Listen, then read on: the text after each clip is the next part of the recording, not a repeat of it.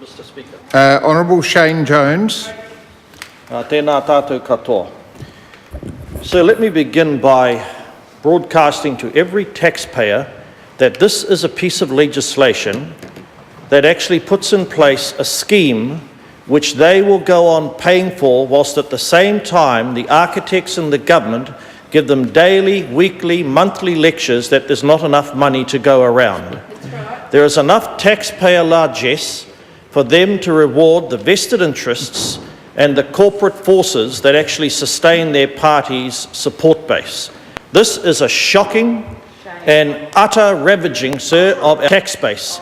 Now, there was a point, sir, when that minister, was actually a credible voice for environmentalism in his own party. In the day he was a strong speaker, but now he's a weak man. And his sardonic tone throughout this entire debate has actually soured what could have been a very strong win-win situation. I want to turn myself, sir, to what an earlier speaker, David Parker, said about the treaty settlement process.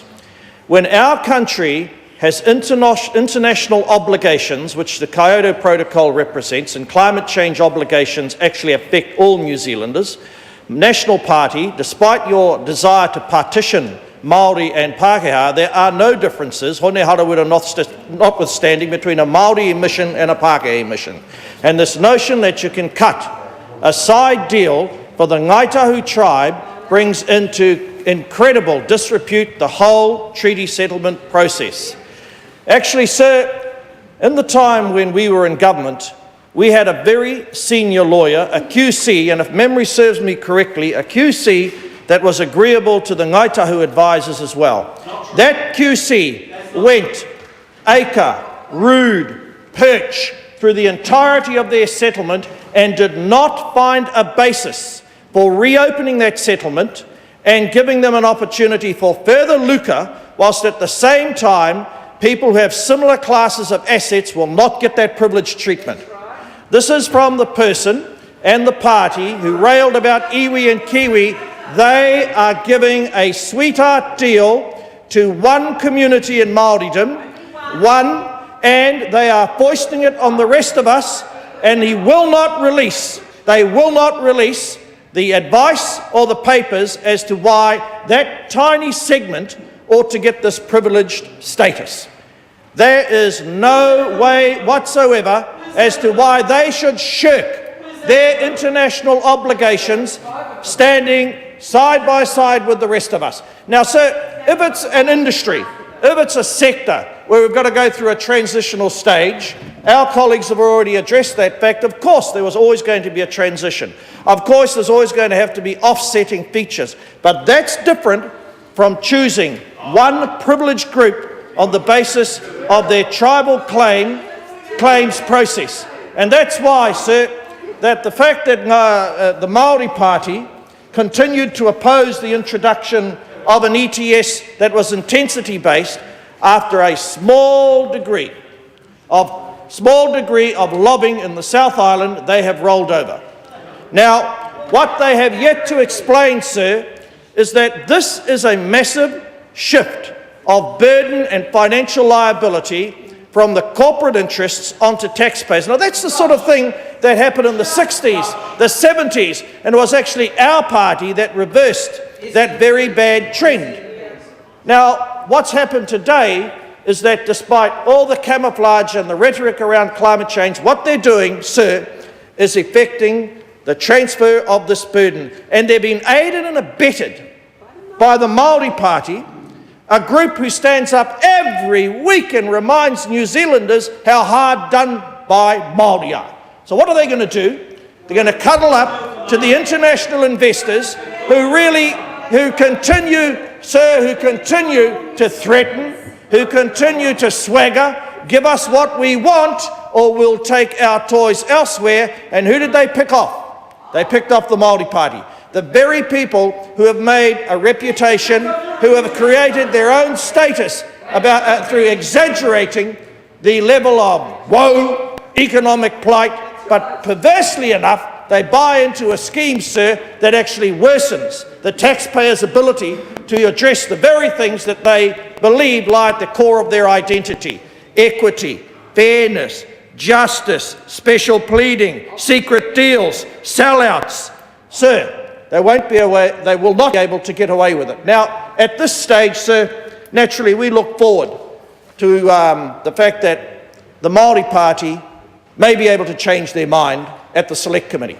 Because what they've said is perhaps they'll readdress these things in the Select Committee. We will campaign, sir, incessantly so that every single member knows that this is the party who writes in the actual minority report, we oppose the bill because of its inequalities, including the subsidisation of the nation's largest polluters at the cost of households and small, medium businesses, and then turn around and shaft those very households. Now, they may think that the people who read papers and listen to the news and watch TV don't understand, and it's bad enough that they don't understand it. But the rest of them, sir, when we've finished our campaign, spreading the facts, the gospel of truth, they will know. They will know up and down the country. Of course, so throughout the entirety of this process, we've had to put up with the minister's choleric disposition. He sells the notion that a market-based approach will effect a change in investment behaviour.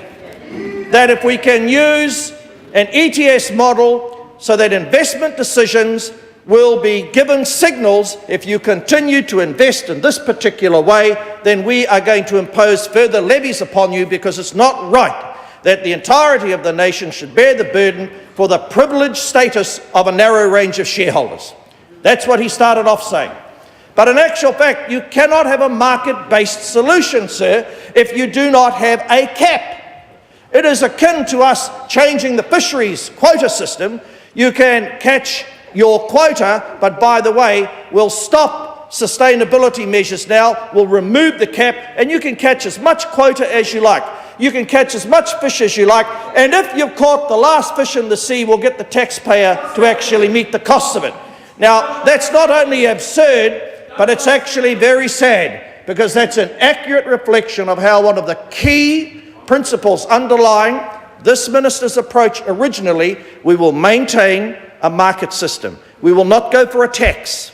I want to be, he says, a party of light regulation, yet sets up a system that can do nothing else than impose the financial medium to long-term costs on taxpayers, worsening our financial status over the medium to long term, and doing absolutely nothing that will move New Zealand investors towards a position where they represent less of a liability in terms of our international obligations. So, the final point I want to focus on is accountability. Dr. Nick Smith has come to this House and circuitously imposed an indefinable liability on the balance sheet. He has introduced an enormously gruesome, possibly unaffordable liability, sir, and he is not prepared to observe accountability, provide the information, the papers, or have a debate as to why this balance sheet should be so burdened with this new policy. And I hope, sir, during the course of the Select Committee we get ample opportunity, not so much to pin him personally, because now destroyed his own personal credibility as a blue-green, but to hold the government to accountable. Do not use climate change as a way of further adding weight to an already straining balance sheet. This is not climate change friendly. This is a jack-up and a corporate takeover. Kia ora tātou katoa.